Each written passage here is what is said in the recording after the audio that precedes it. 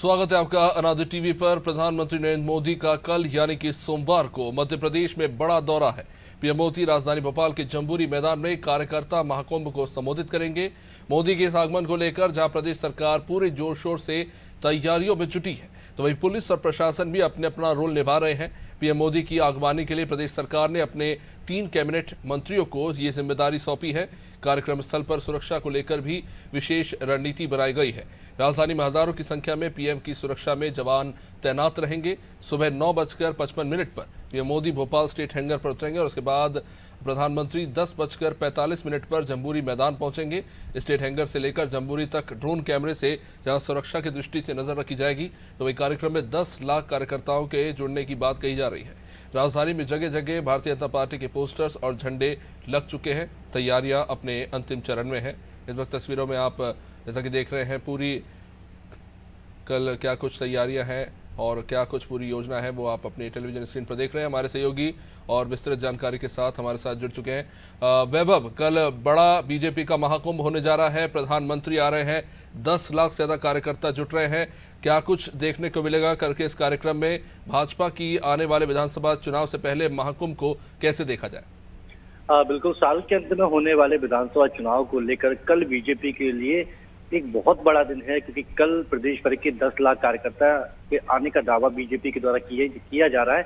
तो ये जो कार्यकर्ता है, जो लाखों की संख्या में रहेंगे, कल जम्बूरी मैदान पहुंचेंगे और यहाँ उन्हें पीएम मोदी संबोधित करेंगे, विजय का संकल्प दिलाएंगे। इसके साथ ही संकल्प दिलाने के बाद ये सभी कार्यकर्ता अपने निवास वापस पहुंचेंगे, अपने विधानसभा क्षेत्र वापस पहुंचेंगे और फिर वहां भारतीय जनता पार्टी की एक बार फिर से मध्य प्रदेश में सरकार बन सके, इसकी कोशिश करेंगे।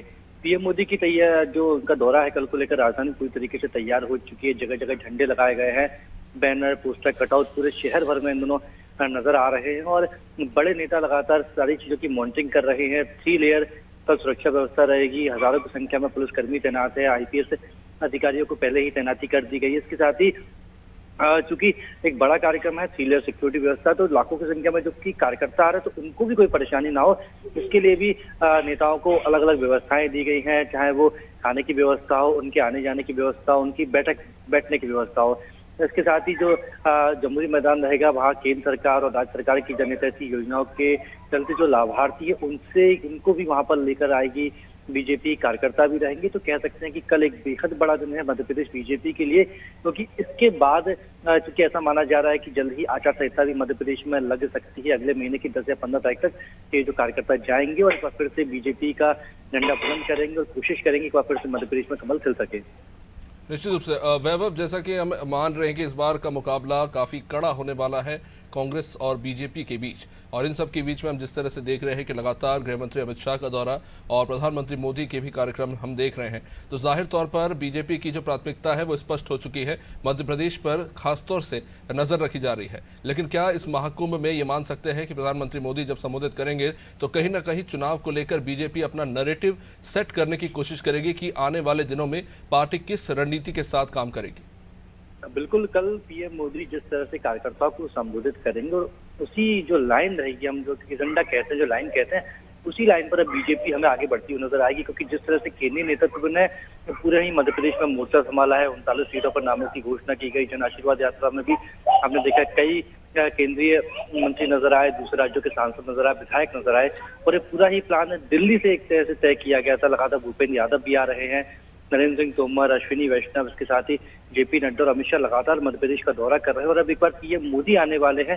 कल चूंकि वो कार्यकर्ताओं को ही से ही संवाद करने आ रहे हैं, उन्हें ही संबोधित करने आ रहे हैं, तो कल के बाद हम देखेंगे कि बीजेपी का जो नैरेटिव भी सेट हुआ और उसी लाइन पर बीजेपी हम आगे बढ़ती हुई नजर आएगी। निश्चित रूप से वैभव, कल का जो कार्यक्रम है महाकुंभ, उसे कहीं ना कहीं जन आशीर्वाद यात्रा का समापन भी कहा जा रहा है। मध्य प्रदेश में हमने जगह जगह पर देखा कि बड़े वृहद स्तर पर जो जन आशीर्वाद यात्रा है बीजेपी ने निकाली। आप भी लगातार कवर कर रहे थे, तो आपने क्या देखा, कितना प्रभाव दिख रहा है इसका जनता पर?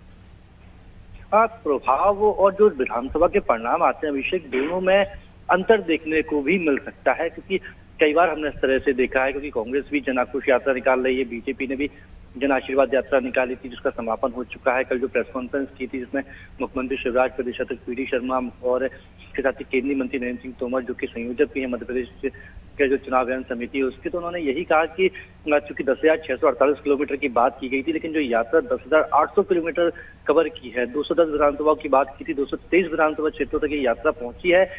हम लोगों को जनता का प्यार मिला। उन्होंने कहा कि 48 लाख लोग सीधे जन आशीर्वाद यात्रा से जुड़े थे, उसके साथ ही 1 करोड़ लोगों की जुड़ने की बात भी अप्रत्यक्ष प्रत्यक्ष रूप से कही थी। तो लोग जुड़े हैं, आशीर्वाद मिलता है या नहीं मिलता, ये तो चुनाव के परिणाम ही बताएंगे।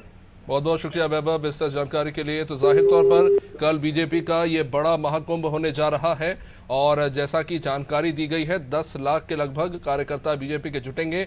अभी से तैयारी शुरू हो चुकी है, खाना बनना शुरू हो चुका है, बड़े स्तर पर तैयारियां चल रही है, टेंट सज रहे हैं और जैसा कि हम देख रहे हैं सुरक्षा की दृष्टि से भी 1000 के लगभग पुलिसकर्मी जो है वो तैनात किए गए हैं प्रधानमंत्री मोदी की सुरक्षा में। तो कल एक बड़ा कार्यक्रम देखने को मिलेगा राजधानी भोपाल के जम्बूरी मैदान में।